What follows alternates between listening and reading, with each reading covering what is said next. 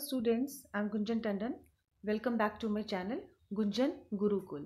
Student हम पढ़ रहे हैं क्लास 9 की बायोलॉजी के chapter diversity in living organisms, जिसमें कॉन्टिन्यूशन में जो हमारा टॉपिक चल रहा है वो है hierarchy of classification. Hierarchy of classification में हमने देखा था कि कैसे लिविंग ऑर्गेनिजम्स को 5 किंगडम्स में डिवाइड किया गया, और वो 5 किंगडम्स हम पढ़ चुके हैं। 5 Monera, protista, fungi, Plantae and जो टॉपिक हम पढ़ रहे हैं वो है किंगडम एनिमेलिया। अब किंगडम एनिमेलिया को कुछ इनके बेसिक फीचर्स के बेसिस पर फर्दर फाइलम में डिवाइड किया गया, ठीक है। और वो क्राइटेरिया ऑफ क्लासिफिकेशन क्या था कि जिसकी वजह से हमने उन ऑर्गेनिज्म को फर्दर फाइलम में रखा, वो था पहला हमारा level of organisation, body symmetry, presence और absence of coelom, presence or absence of notochord, germ layers, and on the basis of number of germ layers हमने उनको फिर फर्दर कैटेगराइज किया डिप्लोब्लास्टिक एंड ट्रिप्लोब्लास्टिक में, राइट। तो these were the criteria of classification of organism of kingdom Animalia to keep in the different phylums, जिनमें से हम 2 phylums पहले पढ़ चुके हैं, kingdom Porifera and kingdom Coelenterata. उन दोनों वीडियोस के लिंक्स अगर आप डिस्क्रिप्शन बॉक्स में जाएंगे तो आपको अवेलेबल हो जाएंगे। Then now let's start with next phylum 3, phylum number 3, platyhelminthes. Okay, platyhelminths जिनको हम कहते हैं फ्लैट वर्म्स, है ना, नाम से ही आपको पता चल जाएगा, ठीक है। देन आगे बढ़ते हैं, इनके बेसिक फीचर्स देख लेते हैं क्या है प्लेटीहेल्मिन्थ्स के ऑर्गेनिजम्स की, राइट। देखिए सबसे पहले इसमें ये दिया हुआ है कि these are also called flat worms, ठीक है। इन्हें फ्लैट वर्म्स क्यों कहा गया है? क्यों? क्योंकि इनकी बॉडी फ्लैट होती है। भाई प्लेटी मीन्स ही होता है फ्लैट, राइट। प्लेटी मीन्स हो गया फ्लैट, एंड देन हेल्मिन्थीज मीन्स होता है वर्म्स, यानी फ्लैट लाइक वर्म्स।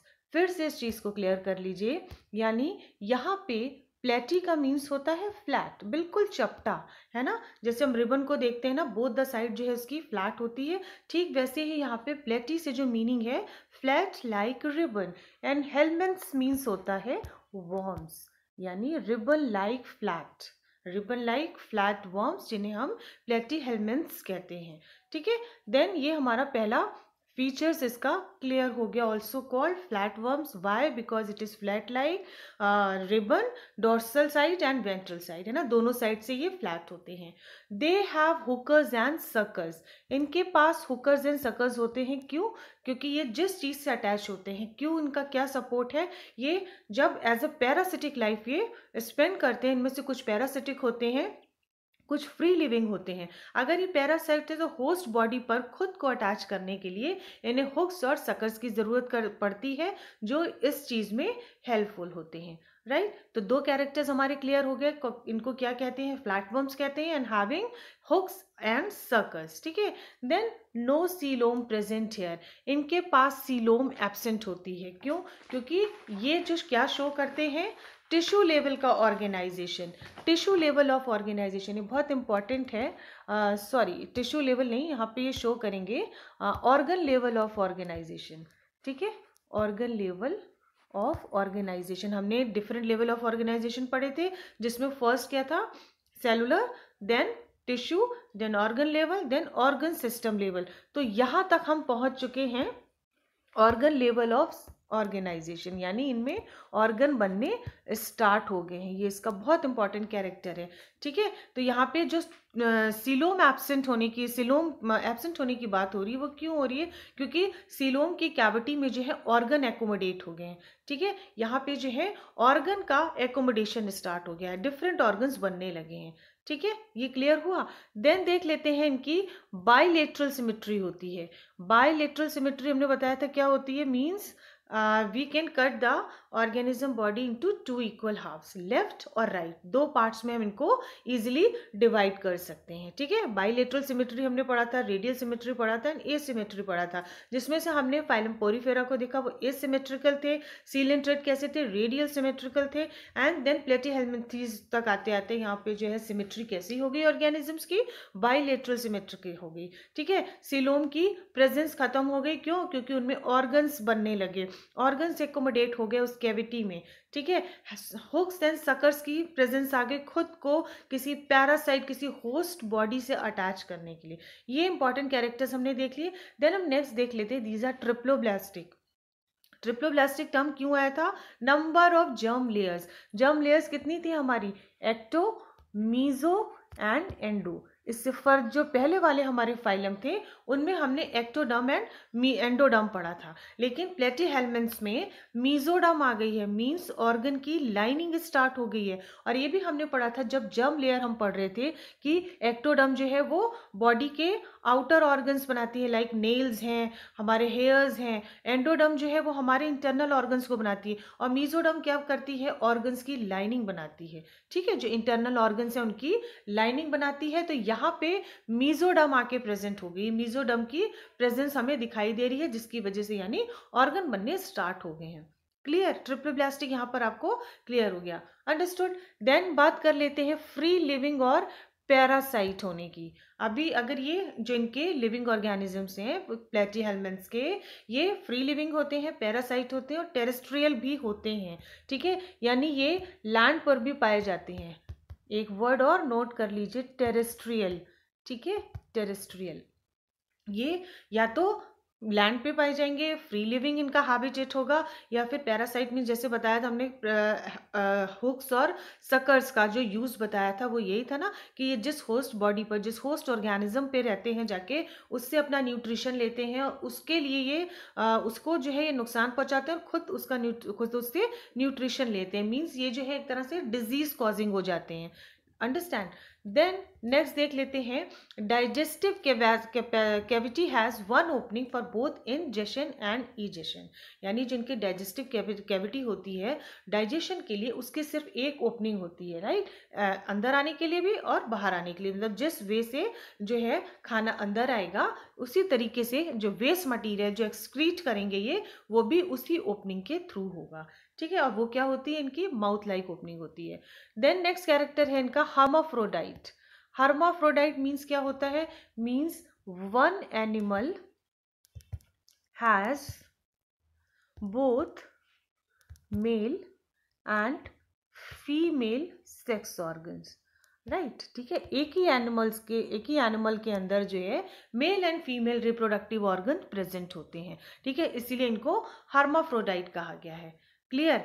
देखिए यहाँ पे कितने सारे इनके बेसिक फीचर्स हमने देख लिए। पहला क्या था? Organ level of organisation. यहाँ मेंशन नहीं किया है, बट आप जो भी लिसन कर रहे हैं ना उसको ध्यान से नोट करते जाइए, और जो भी ये सारा आपको दिखाई दे रहा है स्क्रीन पर उसका स्क्रीनशॉट लेते जाइए, राइट। वैसे भी आपको, आप मेरे वीडियोस को देखेंगे, लाइक शेयर सब्सक्राइब करेंगे तो ये सारी चीज़ें आपको क्लियर होती जाएंगी, ठीक है। प्लेटीहेल्मिन्थ्स इनको क्यों कहते हैं? बिकॉज इनकी बॉडी रिबन लाइक फ्लैट होती है। Presence of hookers and suckers किस में हेल्प करते हैं? When they live as a parasite, जब ये होस्ट ऑर्गेनिज्म पर खुद को अटैच करते हैं, right. No coelom is present, why? Because organ has accommodated that place. Organ level of organisation हो रहा है, डिफरेंट ऑर्गन्स बनने लग गए हैं। Then bilateral symmetry, yani organism can be cut into two equal halves, left and right.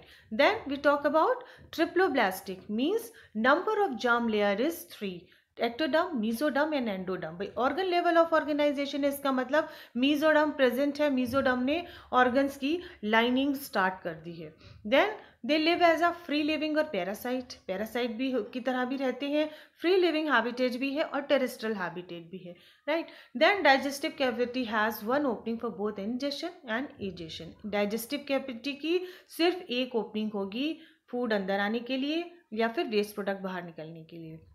They are hermaphrodite. Hermaphrodite means one animal has both kind of reproductive organs, male reproductive organs and female reproductive organs.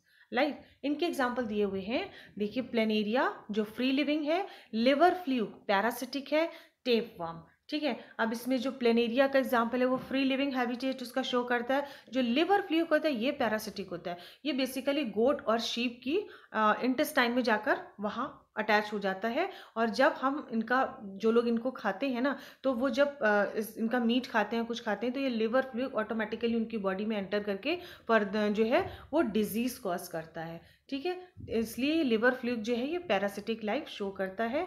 या फिर tape worm भी इसी तरीके का है, वो भी intestine में अगर पहुंच जाए तो डिजीज कॉज करता है। इसको देखिए, ये एग्जाम्पल है, ये हो गया प्लेनेरिया, इसमें माउथ है, एनस है ना। देन इनकी ये आईज, ये स्ट्रक्चर दिया हुआ है, गैस्ट्रोवेस्कुलर कैविटी दी गई है और एक ही ओपनिंग देखिए दिखाई गई है यहाँ पे, इसमें ये देखिए माउथ है ना, गैस्ट्रोवेस्कुलर कैविटी, ठीक है। देन ये टेप वर्म है। तो ये जो सारे एग्जाम्पल हैं, planaria, liver fluke, tape worm, ये आपकी एनसीईआरटी में एग्जाम्पल दिए हुए हैं, बहुत इंपॉर्टेंट है, इनको अच्छे से पहचान लीजिए। इनके सारे कैरेक्टर्स जो प्लेटीहेल्मिन्थ्स के हैं इनको आप समझ लीजिए। क्यों? क्योंकि हमने बेसिक कॉन्सेप्ट बहुत अच्छे से पढ़ा था। इनका क्राइटेरिया ऑफ क्लासिफिकेशन अगर आपको क्लियर है तो आपको सारे कैरेक्टर्स, सारे बेसिक फीचर्स हर ऑर्गेनिज्म के ऑटोमेटिकली क्लियर होते जाएंगे। I hope student it is clear to you all. If you like my video, do not forget to share, like, follow and comment in the comment box. And please turn on bell notification. Till then, keep watching and keep learning.